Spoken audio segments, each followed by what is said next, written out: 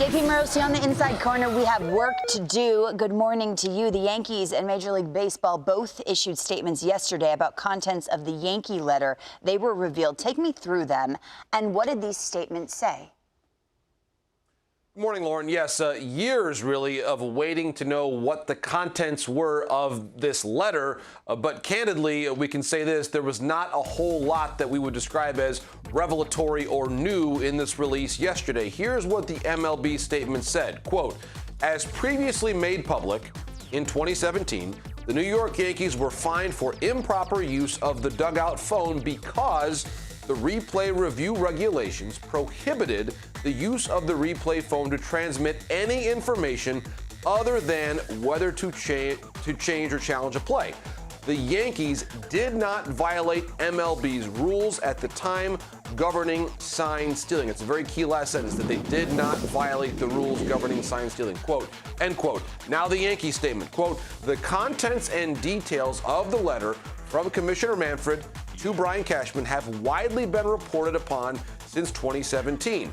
As the facts of the letter again show, the Yankees were not penalized for sign stealing, but were penalized for improper use of the telephone in the replay room, which was only to be used for discussions regarding replay review challenges.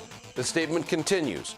At that point in time, sign stealing was utilized as a competitive tool by numerous teams throughout Major League Baseball and only became illegal after the commissioner's specific delineation of the rules on September 15th, 2017, end quote.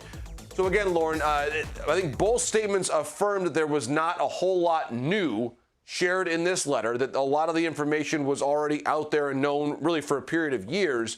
And it does appear, and we have to, I think, make this distinction, what the Yankees were found to have done was both entirely different in timing and in scope from what the Astros had done beyond that date, and obviously in real time. I think that's the key thing. The Astros were decoding things in real time with the trash can. We understand those specifics. The Yankees and the Red Sox, for that matter, were doing something entirely different, and I think by any reckoning, a less egregious offense. Therefore, neither was penalized in the same way, obviously, as the Houston Astros. Because this was 2015, 2016, before the harsher rules. The verbiage on that is so interesting and important in that statement. We will continue to follow it. JP, you've been busy because also yesterday the MLBPA announcing that the 13-pitcher max will be delayed. Why? What's the reasoning behind it?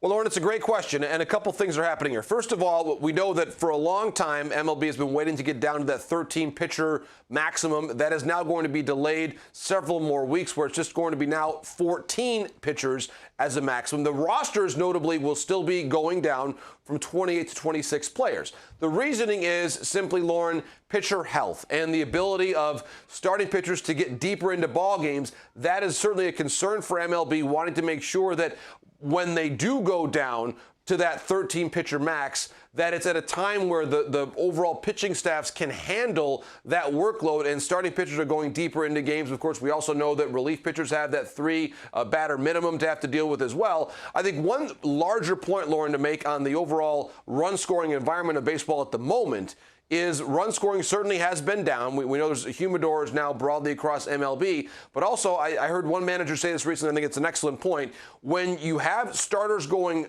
with briefer starts and more relievers coming in, where hitters are only seeing maybe a starting pitcher twice and then a reliever every different at-bat after that, it almost turns every plate appearance from the fifth inning on into a pinch hitting appearance. Sure. And that's why the average has been dropped, because we know that pinch hitting, and D-Row can certainly speak to this, it's one of the hardest things to do in baseball. And so almost every at-bat now, it seems, from the fifth inning on is like a pinch hitting at-bat. So I do think eventually we'll get back to a more normal run-scoring environment, Lauren, but I think it's going to take a little bit more time to make sure that the pitchers are all stretched out to be able to facilitate that. So that's why it's going to be several more weeks yet, where it's a 14-pitcher max before we get to 13 there later in May. It makes total sense. So 14 to 13 in perhaps a month's time. I was bugging you in break, and I said, hey, JP, good to see Adley Rutschman hit the ball hard in his rehab assignment. You said, Lauren, we could see him soon. How soon?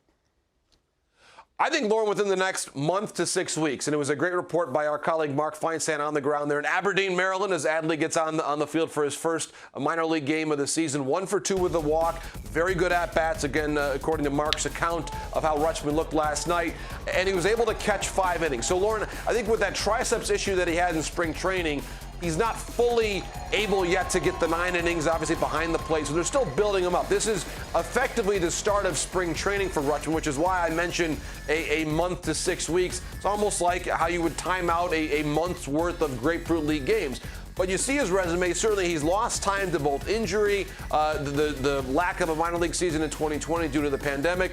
So he's 24 years old. Switch hitting catcher. I think if you look at a more normal range, if you would have talked to him on his draft day, he probably would have expected to be in the major leagues by now as the Orioles' everyday catcher. I think the pandemic has certainly affected that timeline, but he should still be there, I believe, within the next month or two to the major league level. The Orioles fans have been waiting, Lauren, on this for a very, very long time. Trust me when I tell you, Adley Rutschman, healthy, ready to go. I believe we'll see him in the major leagues very soon. 24 years old, whatever.